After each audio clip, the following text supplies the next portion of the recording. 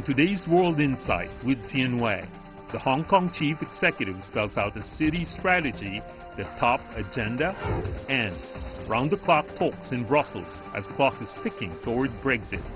Deal or no deal?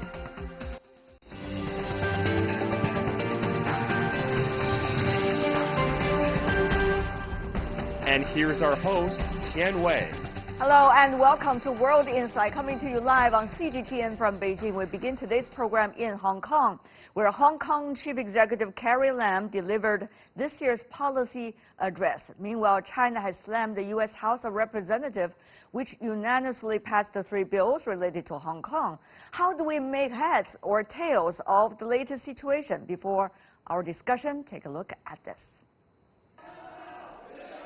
Chaos and troubles ensuing in Hong Kong.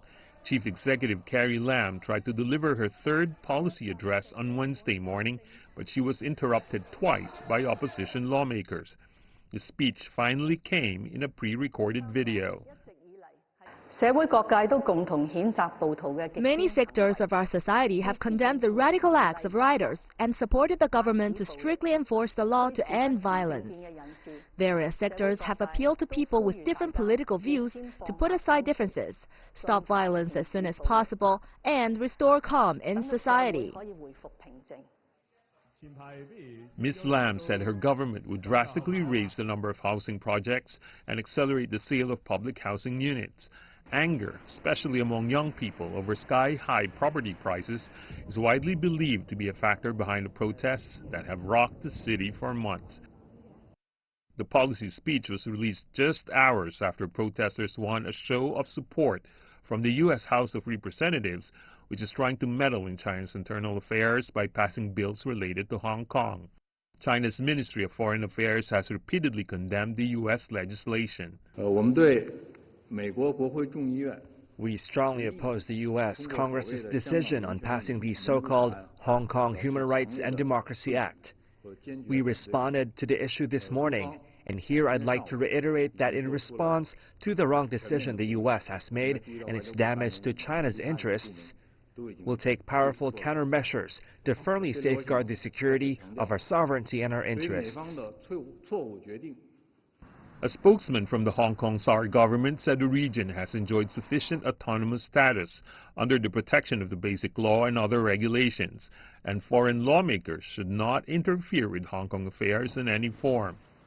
Businesses have already suffered from months of protests, most of the time with violent activities. The chaos has created fears and uncertainty for investors and tainted Hong Kong's business-friendly reputation.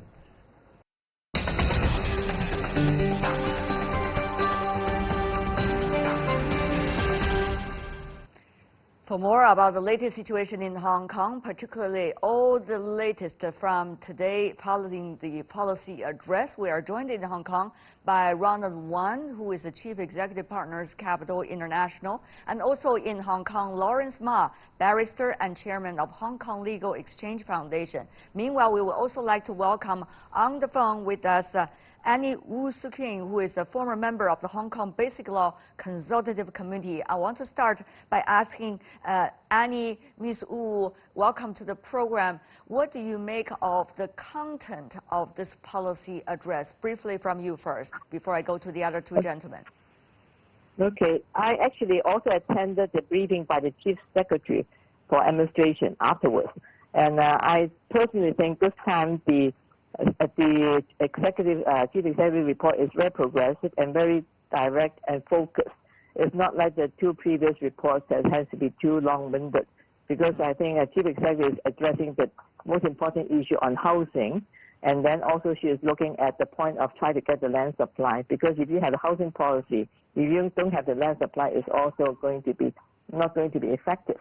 So this is a very open-minded and very stick to the point to look at the issues that have actually been affected Hong Kong for the last 20 years. Okay, Ms. Wu, of course, you have seen the chaos in the room when she was trying to deliver the policy address almost twice. But what do you make of what's going on in the room when she was trying to give this policy address vis-a-vis the realities on the street and also the mindset now of most of the Hong Kongers?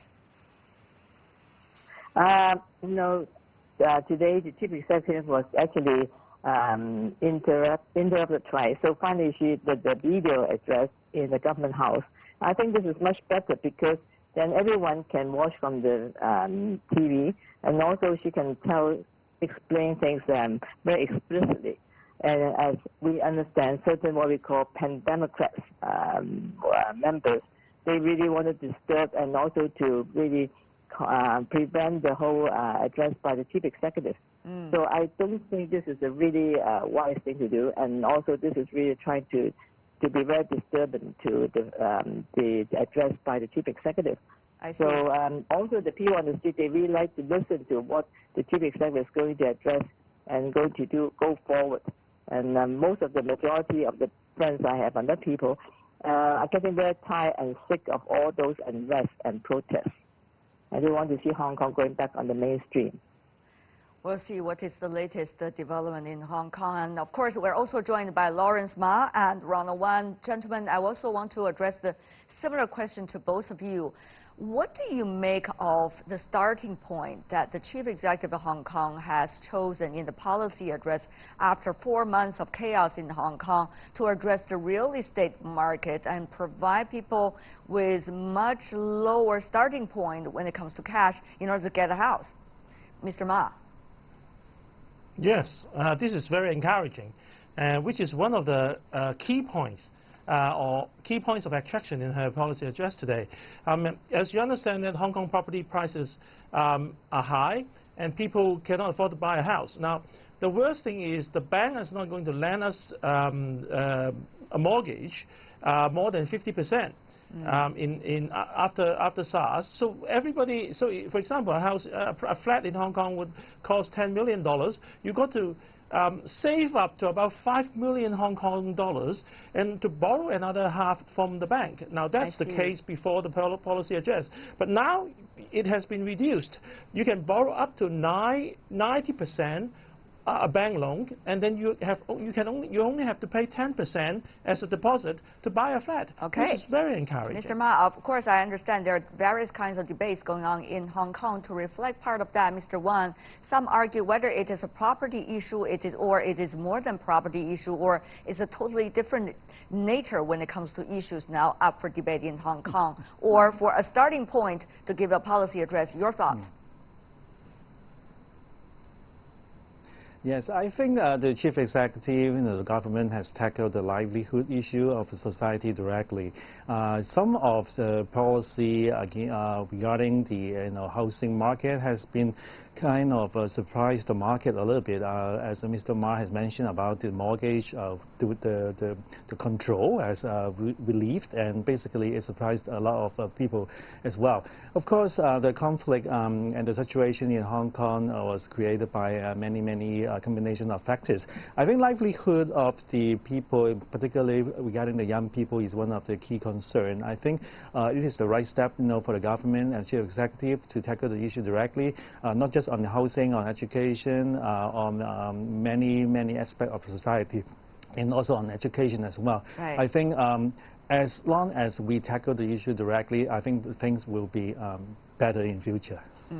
Well, as you may know, Mr. Wan, as someone who is running in the business world, it's very important for the Hong Kong government to be able to maintain a certain level of income in order to be supportive of many of the causes we mentioned earlier. And at the same time, it is also the nature of Hong Kong to be relevant in the international market when it's maintaining certain kinds of trade status and also special status when it comes to international interactions in business world. So, Mr. Wan, given the current circumstances, do you think Hong Kong is getting a starting point when it comes to property market, or Hong Kong has to work on many things all at the same time in order to push forward even some of the livelihood issues within Hong Kong? Mr. Wan, briefly. Yes, I think so, because the positioning of Hong Kong is very clear. under one country, two system, Hong Kong is the international financial center of China, and also it's connected to the world as well. So people in Hong Kong has to be clear about its special status, under one country, two system. And this is how we get our competitive edge, over other cities in the regions. So basically, I think the infrastructure and the concept and the mindset of the people need to be set straight, about this. We need to have a harmony society. At the same time, we need to work with our country, which is mainland China, basically to clear all the misunderstanding and situation, to create a synergy impact for the business world and for the businessmen, for them to have a better livelihood and make money, and also to create a better future for both the city itself and for the country and even for the world. So I think this is very clear, I think, which we need to tackle directly. But Mr. Ma, of course, given the latest situation in Hong Kong with violence, as we have seen in news around the world, how business world will still maintain confidence in even the near future of Hong Kong, not to mention long term, that is a big question, I guess. So it's interesting that some makes the argument in the name of Hong Kong's future and without paying attention even to the near term of Hong Kong's future. Mr. Ma, how would you reconcile these quite contradictory rhetorics and logics? Well, I think in the past few months, Hong Kong has faced an economic downturn, close to sort of a quasi-recession. Many of the restaurants have closed down, and people lost employment. And the ripple effect is yet to be seen, because there are predictions from the business world that this is not the worst time. The worst time will be mid next year, 2020, where people have lost their job, they lost their savings, they cannot survive they have used up all their savings, and they start to probably sell their properties, and property market will go down. So all this will have a ripple effect, and we still yet to see what is the worst still to come next year. Ms. Wu, I hope you are still with us on the phone. Annie, are you there? Yes, I am. Wonderful.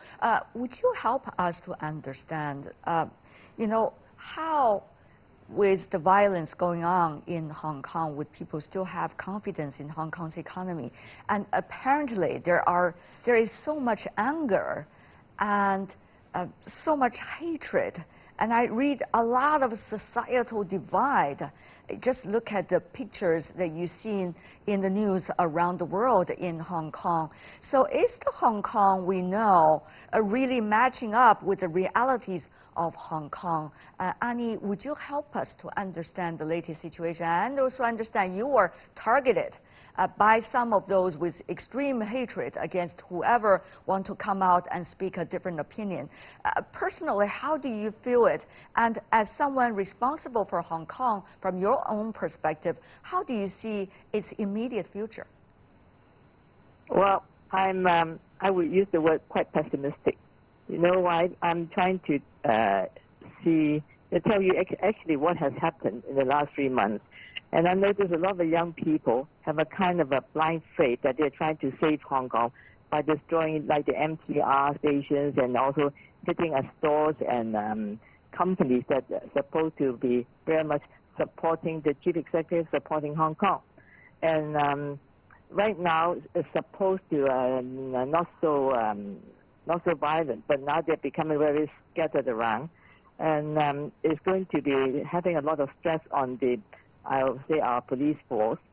I don't think all the violence will calm down in the next month or so, and I really hope they could calm down. But I feel the young people have been really being utilized by other unknown forces, and behind the scene there are certain kind of forces that they want to really attack the Hong Kong government, and also try to use Hong Kong as a battleground to create a lot of political unrest. So even though the chief executive is trying her best to settle the basic problems of Hong Kong. I think the undercurrent, all the problems are not yet going to be settled now. Mm-hmm. Now, we understand, Annie, today the U.S. House of Representatives issued a certain kinds of statement or so-called bill regarding Hong Kong. China's Foreign Affairs Office, of course, have already spoken out against it and suggesting it is meddling in China's internal affairs, is trying to destroy the prosperity and the stability of Hong Kong in order to undermine China's development. Now, there is a logic in the statement because Hong Kong has been serving as a window for China for quite some time, and it is also a place where foreign investments are coming into China in big ways. So how do you see the others, quote-unquote, role in what's going on in Hong Kong? Will that clear up the picture or further complicate the picture and even bring Hong Kong further to chaos? Your personal opinion, Annie? My personal view is Hong Kong now is part of the Greater Bay Area. And even though the U.S. government is, the Congress, and they're trying to introduce the bill, from the angle of a person working in Hong Kong, we should really get ourselves more adhered to the development of the Greater Bay Area and to provide our access to enhance more business development, put Hong Kong into the Greater Bay Area in Shenzhen. I think this is our usefulness in future. And in the old days, Hong Kong has been a kind of an entry port to be the window for bringing investment direct into mainland China. But I think nowadays it's very important that we try to immerse ourselves as part of the Greater Bay Area. I see. Of course, this will affect us from the U.S. passed the bill. But on the other hand, I think Hong Kong, we have to transform ourselves and look at the new role of Hong Kong in the new era. I see. Mr. Wan, I want to go to you and Mr. Ma as well about that. So Hong Kong, its status, particularly in terms of business and economics, very important for foreign investors and for China as well. If things like this continue, what would that mean for foreign investments coming in and out of China? Who want to see, you see people from both sides want to seek opportunities through a wonderful area of Hong Kong. So what would that mean, Mr. Van, from your perspective? Then I would move to Mr. Ma. Yes, Hong Kong is a global hub, for business and for finance. It is also the international financial center of China. I think Hong Kong people and Hong Kong government need to reassure the world that Hong Kong is a safe place. Hong Kong is a dynamic place. Hong Kong is a place with future, so that they can come here and do business safely and also to make money as well. And also through this process can achieve many goals as well. But you need to bear in mind that Hong Kong is one of the financial centers, is the most important international financial center of China, but China also has other international centers like Shenzhen and Shanghai. So Hong Kong needs to improve itself and works better. Yes, this is how I think about the situation. Mr. Ma, of course, the chief executive and the office, her office in Hong Kong would love to do what Mr. Wan earlier said, to reassure the international community, but the realities on the streets are not necessarily go in that logic. So, Mr. Ma, here's the thing. When you see the governance of Hong Kong since the return to China under one country, two system, there have been various kinds of challenges and opportunities through different offices of the chief executive. So how would you see the challenges that the current chief executive and her office is facing right now vis-a-vis the earlier generations? And how much, realistically, should we expect this chief executive and her office working together with the mainland and all factors in Hong Kong be able to achieve, Mr. Ma? Well, of course, the problem is being the current administration, particularly Mrs. Lam. She was brought up as a bureaucrat. She may not have too much experience or superior sense, I would say, with geopolitics. She was an expert in managing Hong Kong, but she has not probably, when she was introducing this Fugitive Amendment Ordinance, has not taken into account the China-America trade war, as well as Taiwan's political situation. So now it seems that Hong Kong has been utilized as a scapegoat for the one country, two system, so that Taiwan will not further endorse it or support it if it is to be implemented in Taiwan. So this is some of the problems that we have to be aware of for the current administration, and she is doing well. She is doing very well. After she has tumbled into a trap, she has now get up, stand up, face the public, and give a very good policy address, and by providing good housing policies and good monetary policies to help people to buy houses and properties, which is very positive in my view. Ms. Wu, Annie, if you're still with us, I want to ask you about that. What is the way forward? If we look at the rest of the year or next year for Hong Kong, for someone who is patriotic as you are, but also someone who loves Hong Kong as much as you do. Every time we do interview with you, the words you said about Hong Kong are already touching every heart, shall I say, when we are watching that interview. So would you help us to understand, what do you consider as the way out? I think my personal observation is the way out, we have to instill back law and order in Hong Kong, because a lot of all these rioters and young protesters have been breaking the law, and then our police force have been trying their best, but they always have to be on the defensive. So it may be important that we should try to put Hong Kong back into the law and order, that we can create confidence in the population, because a lot of the silent majority are very scared nowadays. And on Saturday and Sunday, they don't even dare to come out on the street. And this is not the Hong Kong they have known for so many years. So, on the other hand, a lot of the foreign companies are not going to send their staff to work in Hong Kong if they know the place is not going to be safe for the staff. So I think aside from all the business that we can bring to other people or enhance foreign business to come to Hong Kong, if we don't put our own house in order, this is the most important and critical part. And I know our chief executive is trying her best. But it's not only the government and police force, it's actually up to everyone in Hong Kong to try to really support the government and support law and order, and not try to help out the protesters on the private sense. Even the churches, they are also supporting the protesters, which I would think is really ridiculous and nonsense. Thank you very much. What about the two of you, Mr. Wan and Mr. Ma, priorities the rest of the year and even the next? Mr. Ma? Well, I think I agree with Annie, because restoring the rule of law is very important, because now you can see that people go and protest and they don't get punishment. The law is not working on them as yet. They're not simply scared. So restoring the rule of law to Hong Kong, and not just punishing people, but also make them be aware and concerned with the legal restraints we put on them. Now that's something Hong Kong has to restore in the next coming 10 years, I would say, to restore the law and order in Hong Kong. Mr. Wan?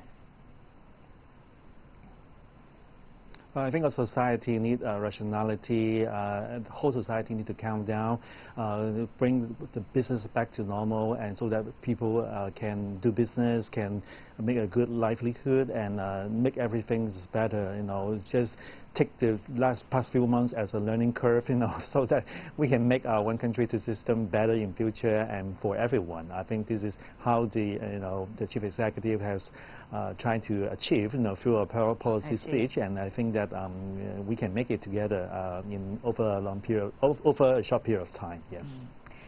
One country, two system. When they started the operation, it's very clear Hong Kong people governing Hong Kong. Now Hong Kong, of course, is in the hands of the people in Hong Kong, and it's really up to what the people in Hong Kong want and how hard they want to work for a good future for themselves and also for their relations with the mainland and for their status in the world, for their future. Thank you so much for being with us, the three of you, Lawrence Ma, Ronald Wan, and Annie Wu Shuqing. Really appreciate it. Thank you. And you're watching World Insight with me, Tian Wei, still to come on our program. Around the clock talks in Brussels as clock is ticking toward Brexit. Deal or no deal? Some answers right after this break.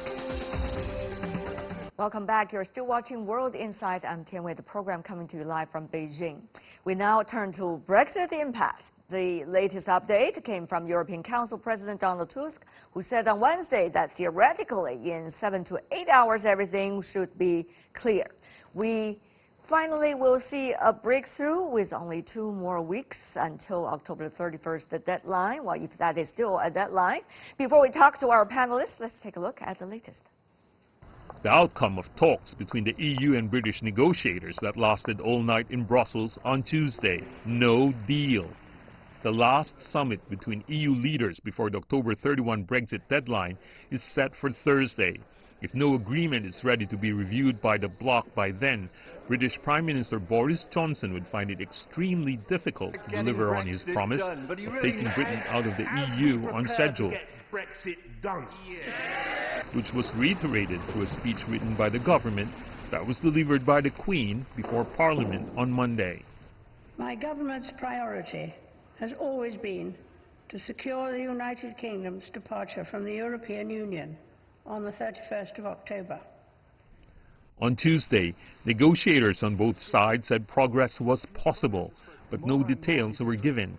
The dilemma regarding what to do with the land border between Northern Ireland, which is part of the UK, and Ireland, which is part of the EU, remains the biggest sticking point, referred to as the Irish backstop. The UK's current proposal is to set up a custom border in the Irish Sea and a dual channel system at Northern Ireland's ports and airport, which the EU finds prone to dysfunction and fraud. With no majority in Parliament, Mr. Johnson struggles to find a way to satisfy both the EU and hardline Eurosceptic parties.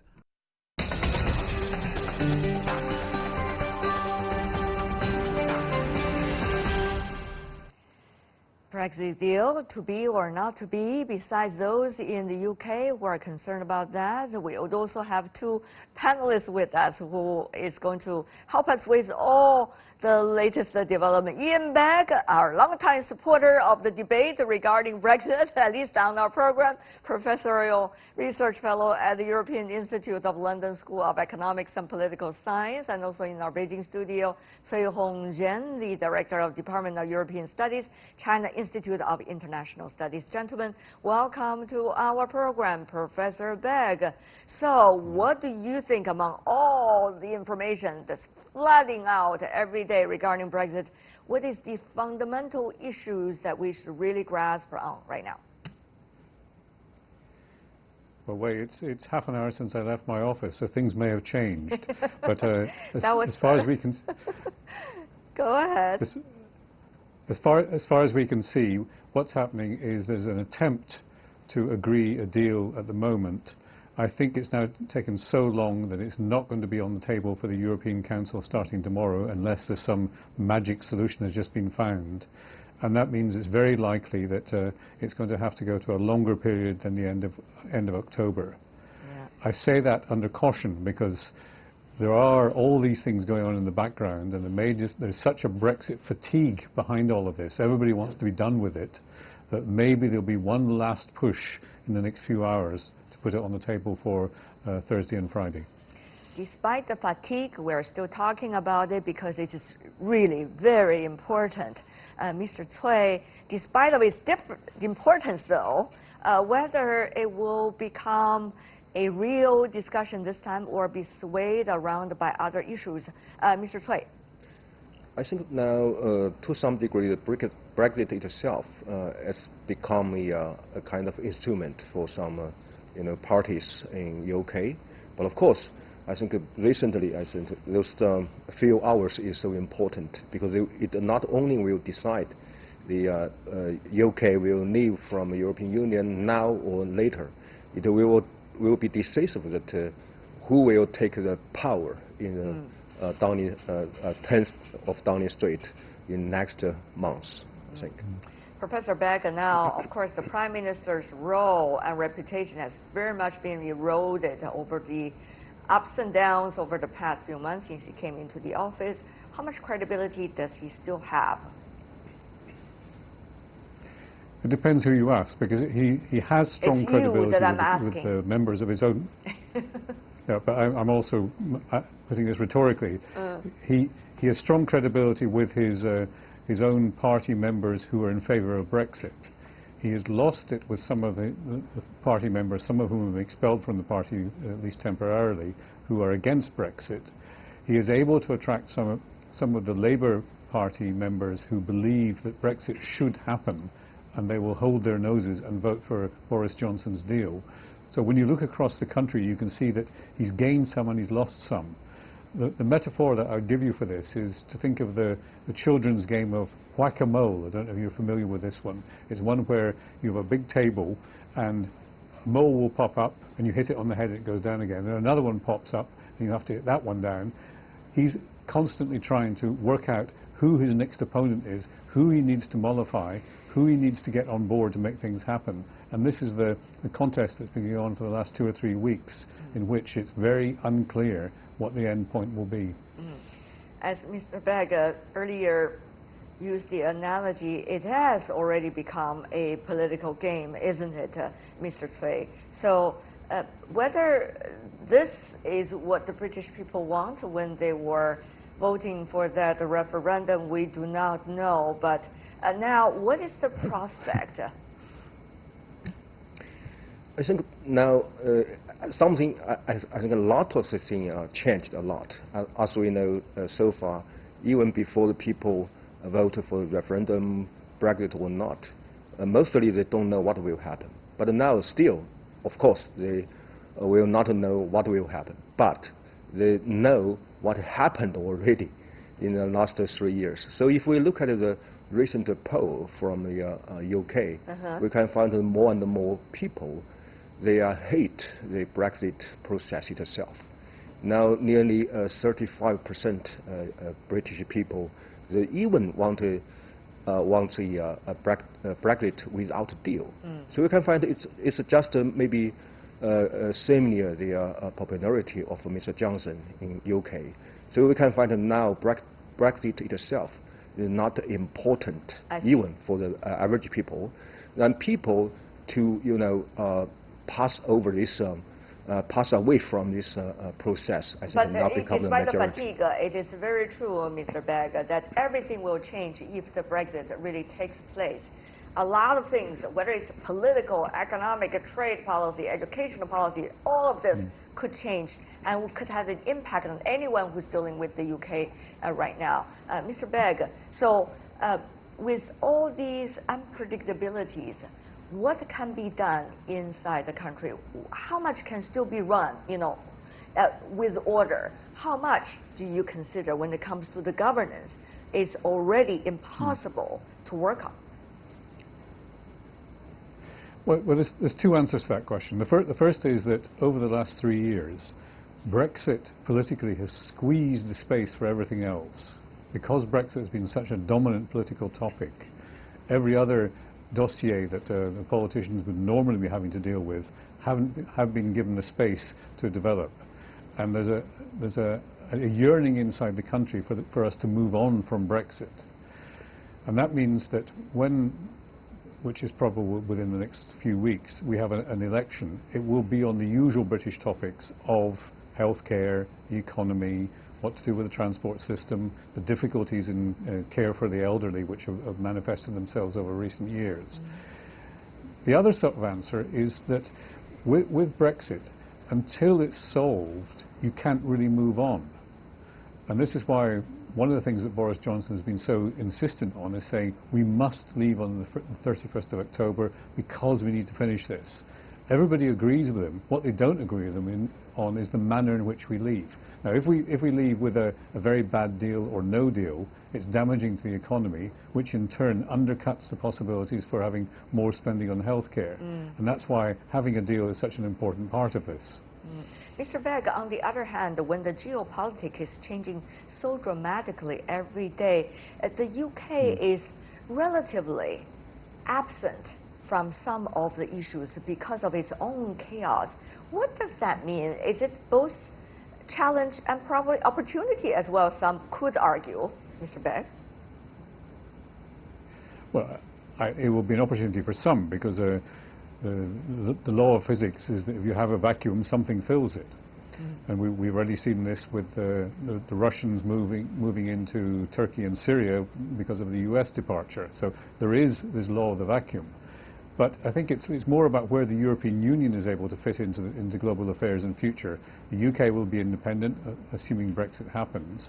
And if that's the case, then the UK plus the EU together will probably have less of a weight in global affairs than they did previously. And that is potentially unsettling for the rest of the world, be it China, Russia, United States, or many of the developing areas of the world. Mr. Cui, how do you think the rest of the world, at least China, is looking at the UK right now? Before Brexit, whether it's deal or no deal Brexit, or a decision of not to have Brexit at all, well, it's really up to the British people to decide. How do you think China would deal with the UK, just as an example? I think to a large degree, China will join most of their partners with UK to look carefully and closely about the outcomes of Brexit. I think firstly, we should have some short-term, mid-term, or long-term, understanding or preparation for any kind of consequences from the Brexit. For example, how about this maybe some uncertainty or instability of the British economy, because we know it's related to the trade and investment for both sides.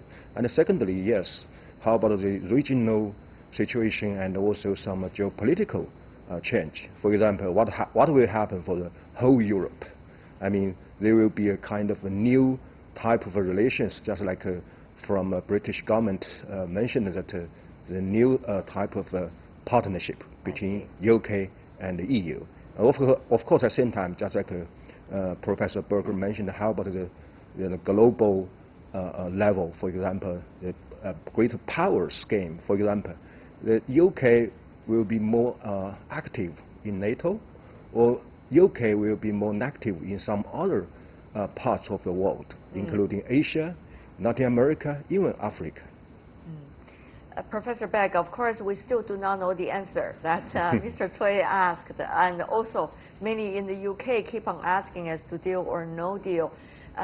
From now until October the 31st, what are some of the most important steps and dates you would look at? And what would that mean if there is a decision or not before that? What would that mean for the near future, Professor Begg? Once again, I want to ask a fortune-telling question, but I always think you are capable of answering them. Well, before we get to the fortune-telling, there are three clear dates coming up. One is that there is the European Council meeting over the next 2 days, Thursday and Friday, and that will make a decision on whether there is enough of a basis for putting forward a deal for the UK. If so, then there's already a tentative agreement that the House of Commons will sit unusually on a Saturday, the 19th, and make a decision about whether it accepts the deal that Boris will have brought back from Brussels. If it doesn't accept that, then it's going to impose what's called the Ben law, which requires the Prime Minister to insist on an extension to the process. Whether Boris agrees to that or not, we still don't know, because he's been vacillating. But if he does agree to that, then we will ask for an extension. If there isn't a deal, then there's a possibility that Britain would crash out on the 31st of October. So these are all the dates in the calendar. I think the most likely, since you asked me to speculate, is that there will be an extension to the process. How long that extension will be depends on the motivations of the British side as well as the European side, who don't forget have a say in all of this. Right. I think we could be looking at something like a 3 to 6 month delay in Brexit. Well, I guess for the rest of us, Mr. Cui, we could only wait and see. Yes, exactly. But of course, I think still some hope for the last-minute decision. Once it happens, I think most of the British people and most of the people in the world will be happy with that outcomes. All right. I want to thank both of you for helping us understand the latest situation. A lot of smiles and a lot of laughter, but I guess sometimes when we are really nervous about what's going to happen, we do have some kinds of unpredictable laughter, as we demonstrated during today's discussion. But for now, I want to thank you, both of you, Ian Begg, as always. You need a joke sometimes. Yeah, it's healthy. It's healthy. And Cui Hongjian as well. Thank you so much, gentlemen, for helping us understand the latest. And that is all the time we have for today. If you'd like to see more, try to find us World Insight CGTN into your search engine or check out our YouTube channel. You can also follow us on Twitter, Facebook. And from me, Tian Wei, everyone on the World Insight team, thanks for watching. Tune in again next time for more insights across China and around the world. Good night.